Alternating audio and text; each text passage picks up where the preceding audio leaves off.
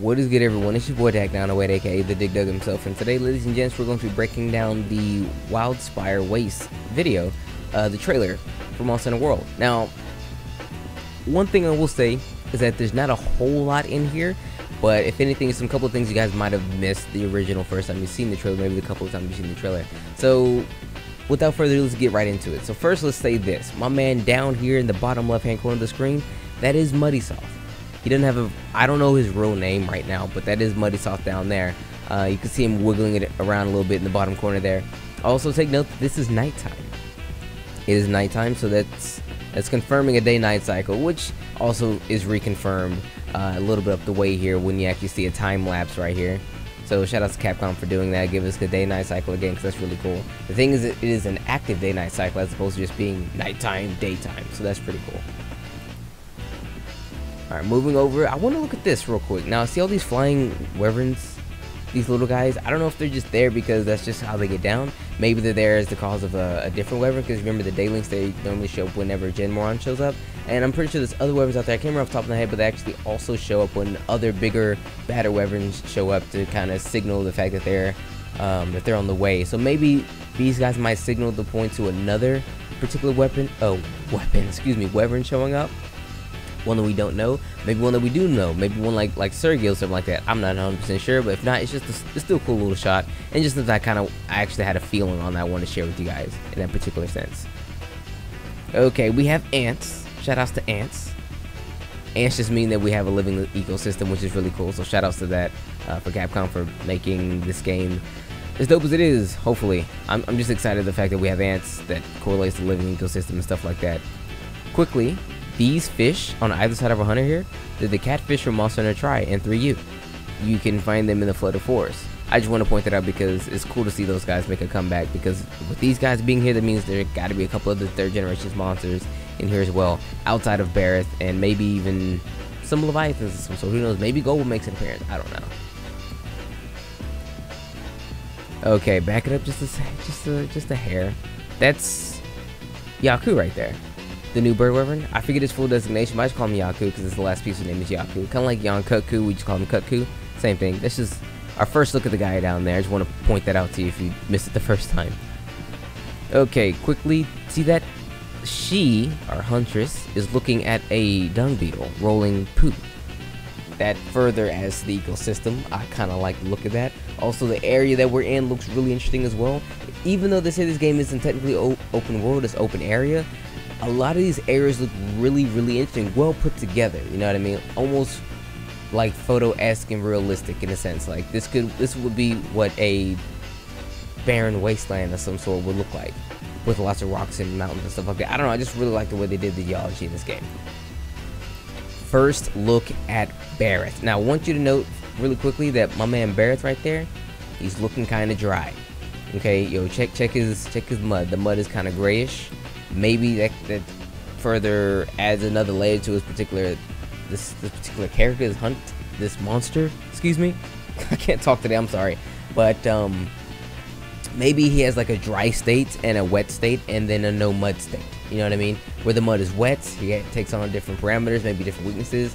Same when he goes from wet to dry mud, and maybe from dry mud to no mud, that kind of thing. Maybe that's the thing. If not, I'm just looking too far into it. But hey, a guy can dream, yeah. Alright, moving over quickly. Check it. See, we're still in the desert. I know it's because of these herbivores right here. Those guys, they're really annoying. I forget their name to them, the Asperos or something like that. But just because these guys are here, we're totally still in the desert, even though we're around this lush vegetation. So remember, just a while ago I said, yo, this open area, and there's so much, and it's so expansive. I love the geology and all that. This further adds to that. I mean, the geography of this game is intense. Like, you can have so many different environments within one particular environment. So we have lush lands here, swamp lands, and desert regions all in one particular region. So that's really cool. Just wanted to add that there. And Barrett, shout out to my man for making an appearance in this game. Good to see you here, bro. Yo, so we fight the mans. He doesn't seem to have any mud on him. There doesn't seem to be any mud anywhere around him either. So maybe this is the dry state we're fighting him in. Because, I mean, there's nothing but sand and rocks around him right now. And here's the mud, though. Okay, so where he got this mud from, not sure. Maybe across the back over here. But as he slings the mud into our hunter friend here, our hunter friend is actually like it's hard for him to move around a bit. So we're gonna back up a little bit so you can see him unable to move freely. I mean, it doesn't like fully encase you in mud like it used to. Now it just slows down your movement, which is really interesting because it doesn't slow the gameplay down too much. It slows you down, but not the gameplay, because before you had to like take a cleanser, I guess someone hit you or run around in circles to get the mud off of you, increase the time which you had to fight the guy. But this time around, looks like that's not the case. Walk out the mud and you're kind of good to go. I kind of like it. Hopefully the monsters, they further capitalize on the fact that you are not necessarily encased in the mud, but in the mud state, so to speak. So that way they pressure you into actually getting out quicker. So that way they keep the fight going, you know, keep the action coming at a steady pace, which is good. Now we have Muddy Salt here. I want you guys to note that he is his own monster. He looks like Lavisoth, but he's not Lavisoth, okay? Like, dead serious, I mean, Lavisoth doesn't look like this. This is his head. Lavisoth does not have a head like this. See this little crown, this flat top of mud, if you will? Lavisoth don't have that. Lavisoth just has this big, stupid face. So, that's one thing I wanted to point. He's his own breed. If anything, he's a subspecies, at best. If so, then that's really cool to see the subspecies make a return. Because, I mean, deviants are cool and everything, but I like subspecies better. It feels, in my opinion, more, not necessarily more realistic, because this is a video game. It just feels like a lot of times you think, yo, I wonder what it would be like if we fought this particular monster in this particular way. Like, honestly, a good one that comes to mind is Sand Barioth. Well, what would happen if we take Barioth and put him in the desert? You get Sand Barioth, where he does a lot of the same stuff, but in a different, cool way. So I like that. I like when they do subspecies, because a lot of times you can put a monster in a situation where you normally wouldn't seem to be in. So that's really cool. I mean, look at Plesioth and Lavisoth, water and lava. So yeah. Slugs.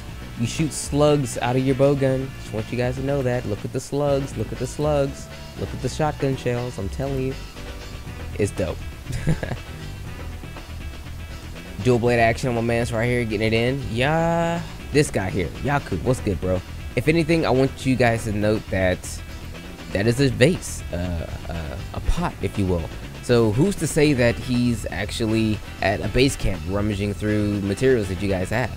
Maybe there was like you go to hunt him and they drop you off here and they say, hey, go over here. And then you go over there and like, wait, he was just here, but where is he now? Look, he's behind us. And you go back to the base camp and he's going through the base camp rummaging through your things, because he's totally a scavenger type monster. I mean, that's a man-made pot. Last I checked, monsters and humans don't necessarily interact with each other too buddy-buddy for the most part. So either he's going through ruins or he's going through your things. Who knows? Because he usually has rocks with him. But I would like to say this is probably a cutscene from inside the actual game, like the story mode, so to speak. Look at him do his things. He picks up the rock, he blocketh it with the rock, and then when you hit him with your own rock from your sling, he droppeth the rock. See how that works? I like how I did that. If you notice, I did the whole attack, the I don't know, whatever. It's a meme that I don't really like, but I kind of made it work. Anyway, so this guy right here, don't know his name. He's clearly a chameleon type bird wyvern thing, but we don't really see a lot from him. Only thing we really see from him is that he is definitely a chameleon. Look at the eyes or whatever. He walks a lot like Kezu, okay? So he might move a lot like Kezu. He reminds me a lot like Kezu. You don't see him move too much in here, but once you see the movement so many times, you can totally say, yo, my man is like Kezu. So that's one thing I really want you guys to like take from this. He kind of moves like Kezu, but he attacks primarily with his tongue. Maybe the saliva you see around his face right there might play a part into his attacks. We're not 100% sure, but we don't have a lot of gameplay on him to really test anything from there. So just watch the clip and kind of see where I'm coming from, where he walks like Kezu. See the gate? It is very brief, but you can kind of see the way he walks there. And wait for it. Gimme. Oh crap! Hold on. I can get the frame. Give me the frame. I want to see my man Diablos' horns. Okay, I can't get that frame. I'm trying once more to get that frame. There's the frame. Okay, so there we are. This is Diablos. How do we know? My man's horns right there. 2 horns, Diablos. I thought it was Monoblos. I knew it was Diablos, but I was like, it could be Monoblos. Not 100 on that, but the 2 horns say it all. So there we go. Diablos is back, and that's good, because I mean, a desert without Diablos is no desert I necessarily want to be in. Not that I want to be in one with Diablos in it, but you know. Day-night cycle and weather effects. So maybe we might see sandstorms in the desert area, blizzards, things like that. Maybe different type of weather systems. Who knows? All we know now is night and day and rain. So maybe we can have more systems. Who knows? Weather systems, that is. All right, everyone's getting hype, about to go do some hunting. I see you. Shout out to Bear. Look at, I see you. And Juju with the getting hits. Okay, nothing really much to see here, just people going in, you know what I mean? In my reaction video, I thought that, hold on, I thought my man's down there was something different. Wait for it. I thought that was something different. That's just the great Jaggy, Jugi, Garigi, the whatever, I don't know his name, but it's the new great monster. He's just in the trap that this hunter laid out for him. Also, I want you to note something really quickly here. That, where is it? No, not here. Wait for it. Wait for it. Bam. This attack is so broken, bro. Look at the hitbox. Okay, this hit didn't even hit his face, even though the impact is there, but the hammer's way over here. What the heck, bro? All right, more stuff. Okay, this part made me mad. It really did. I get to see my lance finally, and nothing happens. It looks like we're doing some kind of guarding ability of some sort, but when we block it, absolutely nothing happens. Like nothing. I have no idea what that could be. I'm beyond lost. I have no idea. Yo, so the insect wave putting in work. Stop right here. I was waiting for this. I thought I actually missed it. But this is my man Yaku in the forest area, the original area that they first showed for us. So maybe he's actually indicative to here, not so much the desert. Because when we did see him in the other clips, it was just kind of dark. Couldn't necessarily tell if it was desert or not. But this is my man here in the forest, so maybe he might actually be from the forest. It makes sense. Just want to point that out there. Okay, this is the real wham right here, right? This is what everybody wants to see. Now, I have a couple of theories. A lot of people say he could be a Lao type monster. Some people say he could be a Gog type monster. I'm ready to say that he could be a mixture of both. Hear me out. Do you see the structure to the right hand side of us here? That is the scaffolding. That is man-made. That is something man has made. Now, who else is big and lumbering and there's scaffolding in the way? Lao, because when you fight Lao, you remember that they have scaffolding laid all over the place. That way you can get on top of them to do a multitude of things against them. So maybe we're at an abandoned battle site of Lao, or maybe we could be at like I was thinking also like a mine of some sort, simply because of all the rocks around us. Maybe we're at like a ravine, which further helps that fact once we look here and see that we are definitely in a ravine. See how the mountainside comes down like that, and there's rocks all around us. I mean, look, there's a bridge right there. Okay, we have these lights right here. I'm not sure if they're natural or man-made, but one thing you guys probably can't see in this particular screen, but you will in the later one when I show you, is that there are lights on this monster. They're natural lights of his body, because when he moves, the lights moves with him as if it's part of his actual body. But he is in this rock area, so he could be doing a lot of things here. He could be a monster that either lives in the mountains, lives among rocks, eats rocks, things like that. Because if you look, it is a ravine, but is it a natural ravine, or is it because my man is here a ravine? Because it kind of snakes a little bit, and he looks to be facing us at the camera. I will show you this in a little bit though, but the area snakes around a bit. He might be facing us, so maybe he was just walking through a mountain. You know, I don't know. I don't necessarily know. It does look like it's kind of a trail right there. Not 100% sure, but who knows. Alright, Rathlow's doing his thug dizzle. Wait for it. Muddy Soth defeats Bareth. That's cool. Kind of buns, but kind of cool. It's good to know that they are still sticking with well, they were already sticking with this, but it's good to know that there's natural predators and whatnot to in this game, because I always thought there would be like something like that in Monster Hunter, but now we actually get to see it in real action. So whenever you fight a Bareth, you might be intercepted with a Muddy Soth or vice versa. So that's kind of cool.